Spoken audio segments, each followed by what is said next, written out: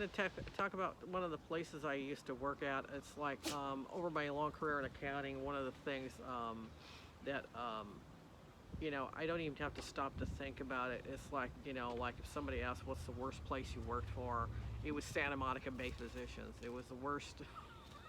It's like the most, probably one of the most memorable jobs I've had, but not for good reason. and at the time I got the job, and in Santa Monica, it was on 15th Street, I think. It was, right in the heart of Santa Monica, and we had the 14th and 15th floor, and actually there was sort of a floor above it where they had the medical records. Um, anyway, it was the work environment, and the morale in in that company uh, that really, was like made it bad. They had hired a man to be the administrator. He was one of the doctors. I believe it was Dr. Feldman knew this guy named Bob Vasey, who was, I believe he was a CPA actually. He had no experience in like working for a medical group or anything. But they hired him as administrator. I think most of the doctors were completely unaware of how bad he was. They just, they were going about doing their doctor business. We had, I want to say we had at that location, we had like about 20 doctors, 15, 20, about 15 doctors, something like that. And then we also had like other satellite ones, and like I think there was one in Pacific Palisades and Culver City. There were a few of them. I don't recall all of them. So anyway, I was hired there as he actually hired me as the finance director. The finance director that was there was moving on to another company, and she was making good money. And the guy, Bob Vasey. One of the things about Bob Vasey is that he was cheap. He was at the time got hired there.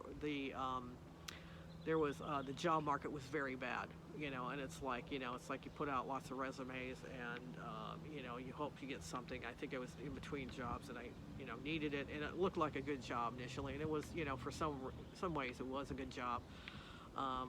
Paid the bills and so on, and but anyway, it's the billing. The woman in charge of billing was her name was Sandy. I don't remember her last name. He gave her a hard time. He gave me a hard time for no good reason. He was really hard on the people. He was hard on my accounting clerks. I had two accounting clerks, and one of them was like doing like he did the work. His name was Jay Jahendra. I remember it distinctly. He was doing the work of probably about one and a half people.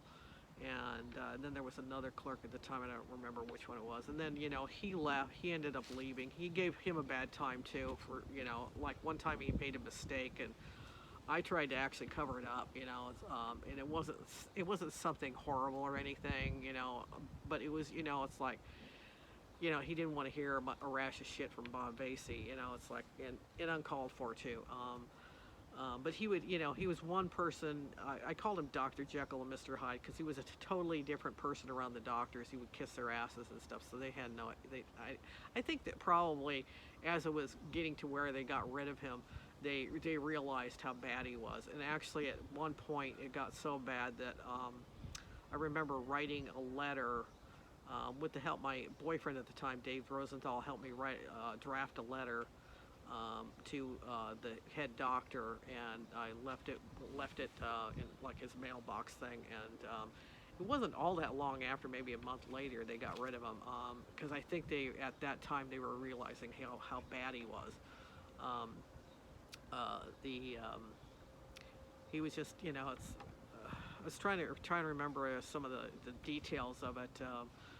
But he just, it's like actually what happened is I actually ended up not long, but 6 months. I was there for a year and a half, 2 years, something like that. And 1992 I started, and I left in '94. And so I think it was later in the year. And actually after he left, he what was it? After he left, yeah, it's like I stayed there. I continued staying there, but the damage had been done, and I still hadn't gotten a raise. I was hired at a certain amount of money. It was 46 grand a year. That doesn't sound like a lot of money now, but it wasn't really good money for back then for what I was doing, because the woman I replaced was making 60, and the whole time I was there, I didn't get a raise. And even after they got rid of Bob Vasey, they didn't give me a raise then either. So and it was just time to move on. And actually, it was, I started putting out resumes like maybe 6 months after I started working there, because I hated working there so much. I started putting out resumes, and because the job market was so bad, it took me like a year to find another job, something like that. And I put out like